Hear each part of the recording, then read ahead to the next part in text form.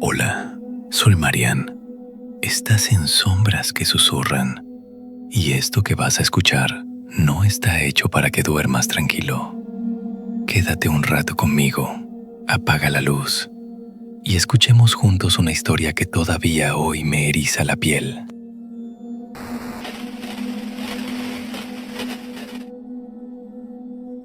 Bueno, no sé ni por dónde empezar. Supongo que por la casa de mi abuela. Todo comenzó hace una semana, cuando fuimos al pueblo para despedirnos de la casa donde ella vivió casi toda su vida. Íbamos todos, mi esposo, mi hijo de 6 años y yo. Se suponía que solo serían un fin de semana en familia, para recoger sus cosas y entregar las llaves. Pero desde que llegamos, algo se sentía raro. No fue una aparición, ni una sombra en el camino. Fue algo mucho más simple. Una caja en un armario y adentro, una tabla Ouija que llevaba años guardada. Yo fui la que dijo que la usáramos. Y ahora, cada noche, escucho cómo algo se detiene frente a la puerta del cuarto de mi hijo y sé que viene de esa casa y de esa tabla.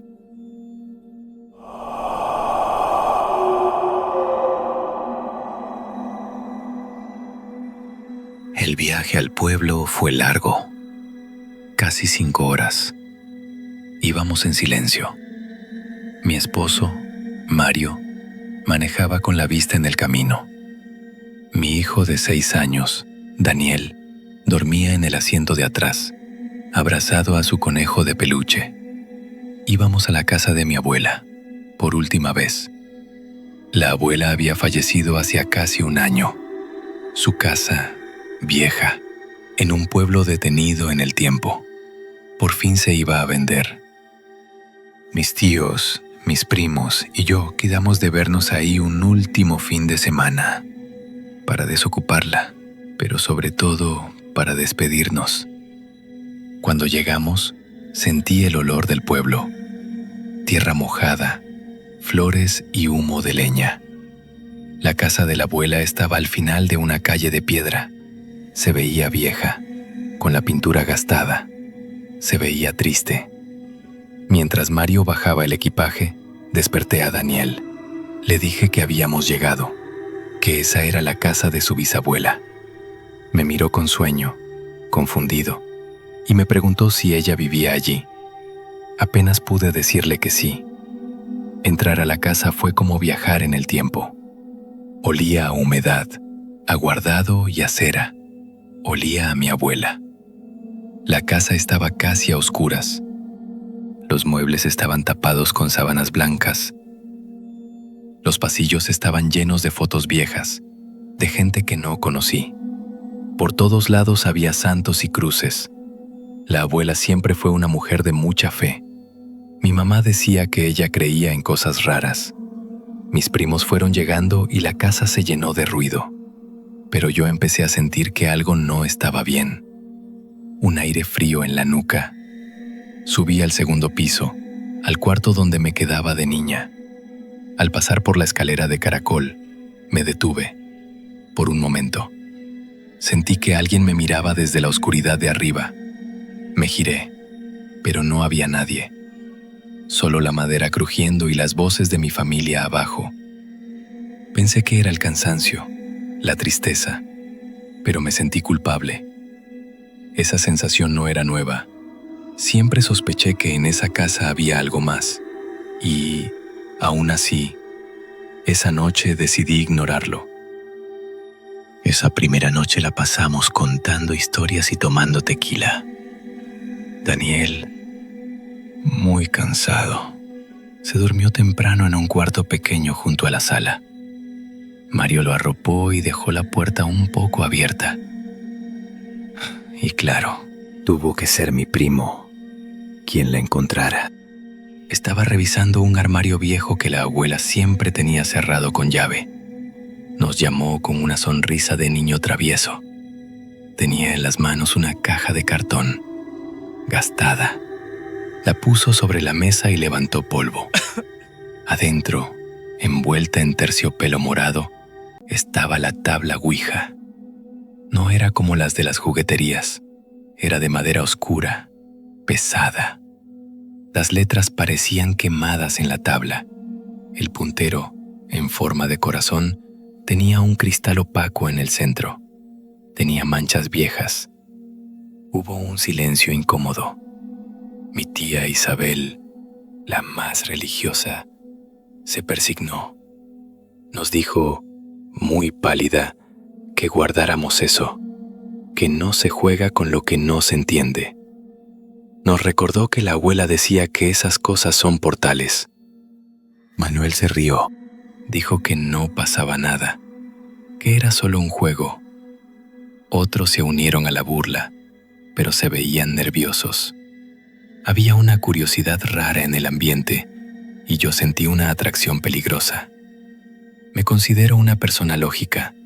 No creo en esas cosas, pero una parte de mí, la misma que sintió que la miraban en la escalera, necesitaba saber. Dije que yo jugaría. Mi voz sonó más segura de lo que me sentía. Quería demostrarles, y a mí misma, que no había nada que temer. Mario me miró y movió la cabeza, diciéndome que no era buena idea en esa casa. Pero mi orgullo pudo más. Le insistí que solo sería para reírnos un rato. Manuel, su novia, mi prima Juliana y yo nos sentamos a la mesa. Mi tía Isabel se fue a la cocina a rezar. Mario se quedó en una esquina, con los brazos cruzados, viéndonos. Apagamos la luz principal y prendimos unas velas. El ambiente se puso pesado. Pusimos los dedos sobre el puntero, apenas rozando la madera fría. Juliana nos dijo en voz baja que debíamos jugar con respeto y nunca solos. Manuel preguntó si había alguien allí. Tenía un tono de burla, pero estaba nervioso. Nada, repitió la pregunta, más fuerte. El puntero no se movió. Con una sonrisa les dije que no era nada, y entonces se movió. Al principio fue un movimiento muy lento. Nos miramos, tratando de ver quién lo empujaba. Todos dijimos que no éramos nosotros. Yo sentía la madera dura bajo la yema de los dedos. No estaba empujando. Juliana, con los ojos muy abiertos, susurró que preguntáramos otra vez. Pregunté si había alguien con nosotros. Esta vez, mi voz ya no tenía nada de burla. El puntero se deslizó, fácil, hasta la palabra sí. Un frío nos recorrió a todos. Ya nadie se reía. El aire del cuarto se había puesto pesado y helado. Manuel preguntó quién era. El puntero comenzó a moverse solo, como si una mano invisible lo guiara. Formó un nombre: Sara. Nos quedamos en silencio. Nadie en la familia se llamaba así. Manuel insistió, preguntando el apellido. La tabla deletreó otro nombre. Era el nombre completo de mi abuela, el que salía en sus papeles. Un nombre que ella odiaba y que nadie usaba nunca. Todos la conocíamos como Abuela Rosa. Se me heló la sangre. Mario, desde su esquina, dio un paso hacia nosotros. Me pidió que paráramos, que lo dejáramos ya. Pero yo no podía. Estaba atrapada entre el miedo y la curiosidad. Necesitaba continuar. Con la voz temblorosa, le pregunté si era ella, mi abuela, de nuevo. La respuesta fue sí. Le pedí una prueba, algo que solo ella y yo supiéramos. Hubo un silencio. Las llamas de las velas se agitaron fuerte, pero todas las ventanas estaban cerradas. El puntero se movió otra vez, más rápido. Deletreó una fecha: 23 de noviembre de 1999. Sentí que el corazón se me detenía. Nadie ahí, ni siquiera Mario, conocía esa fecha. Fue el día que, de adolescente, perdí un bebé. Un secreto que creí que me llevaría a la tumba. Solo mi abuela lo supo. Ella me cuidó. Me hizo jurar que nunca se lo contaría a nadie. Levanté la vista, con los ojos llenos de lágrimas. Mario me miraba sin entender. Mis primos me veían con miedo y con lástima. En ese momento, la luz del pasillo, la que daba al cuarto de Daniel, parpadeó y se apagó. Esa parte de la casa quedó a oscuras y un frío terrible nos rodeó. Venía del pasillo, venía de donde estaba mi hijo. Pregunté qué quería, aunque ya no sentía que hablara con mi abuela. La energía en el cuarto se sentía rara, pesada, mala. El puntero se movió con mucha violencia. Ya no respondía. Imponía su propio mensaje. Formó una frase, una orden: ver al niño. El miedo más profundo se apoderó de mí. Quité las manos de la tabla como si quemara y dije que no, que se había acabado. Pero Juliana y Manuel seguían ahí, como hipnotizados. Grité que se había acabado. Y entonces, desde el pasillo oscuro, escuchamos algo. La puerta del cuarto de Daniel, que estaba un poco abierta, se abrió del todo, lentamente, con un rechinido, y desde adentro, algo rodó por el piso y se detuvo donde le daba la luz de las velas. Era el conejo de peluche de Daniel. Hubo un segundo de silencio y luego un golpe seco y fuerte desde el cuarto de mi hijo. Mario fue el primero en reaccionar. Corrió hacia el pasillo oscuro. Yo corrí tras él, tropezando, con el corazón a punto de salirse. Grité el nombre de mi hijo. Encendimos la luz del cuarto. Lo que vimos no se me va a olvidar nunca. La cuna estaba tirada, los juguetes, por todas partes, y Daniel no estaba en su cama. Estaba de pie en medio de la habitación, de espaldas a nosotros, quieto. Miraba a una esquina del cuarto, a un rincón donde la luz del foco no parecía llegar. Me acerqué despacio. Le pregunté si estaba bien. No me respondió. Seguía mirando esa esquina. Entonces, un olor horrible llenó el aire. Olor a tierra mojada, a podrido, a algo muy viejo. Mario lo tomó de los hombros y lo giró hacia nosotros. Mi hijo tenía los ojos abiertos, pero la mirada perdida, y en su brazo izquierdo vi algo que me hizo gritar por dentro. 5 marcas rojas, la marca de unos dedos, dedos largos y delgados, que no parecieron humanos. Mario gritó al verlas. En ese momento entraron mis primos. Juliana, tartamudeando, dijo mi nombre, habló de la tabla. Corrí de vuelta a la sala. El puntero seguía sobre la ouija. Recordé que debíamos cerrar el juego, despedirnos.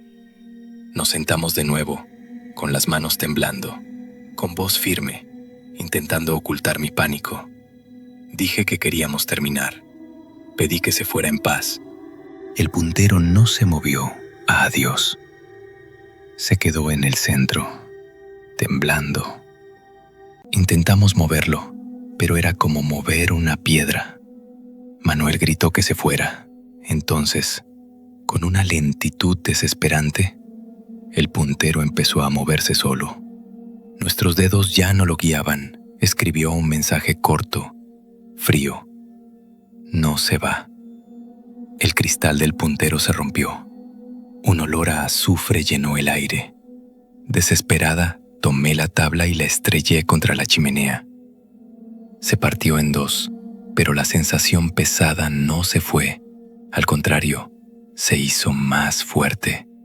Sentía que algo malo nos miraba y supe, con una seguridad que me heló por dentro, que al romper la tabla sin cerrar el juego, habíamos cometido el peor error.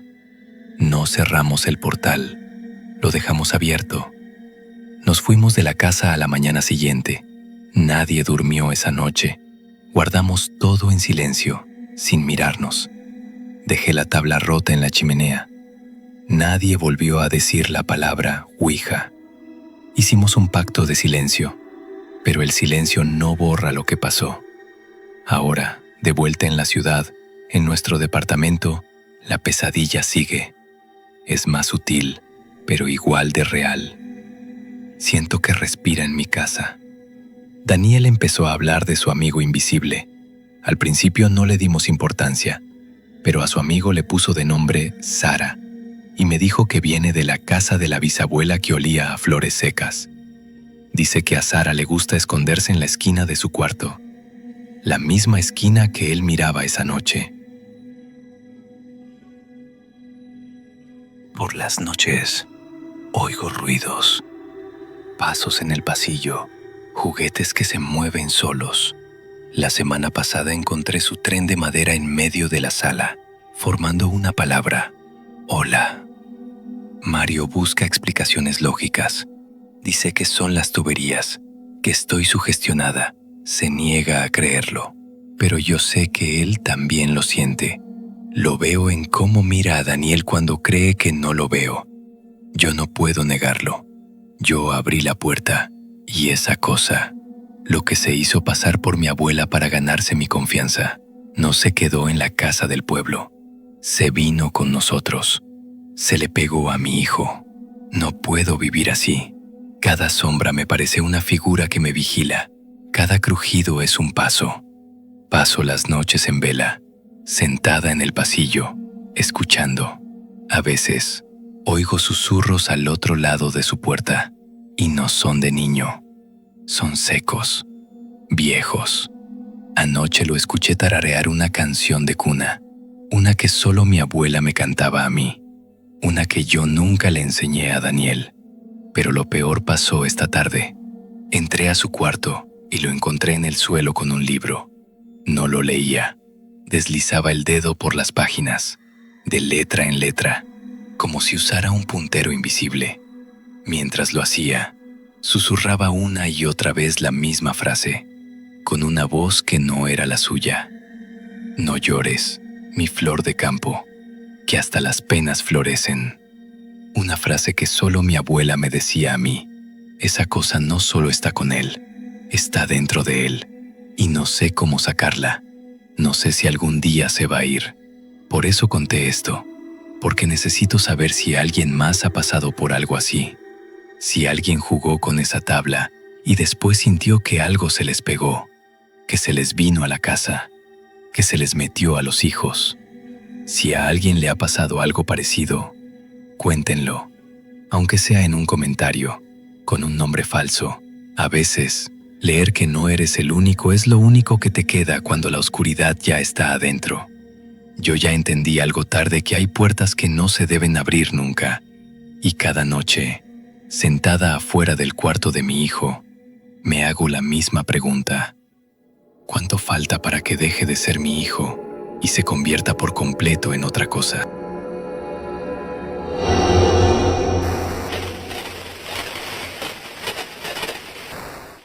Gracias por acompañarme. Suscríbete y activa la campanita para no perderte las próximas historias escalofriantes.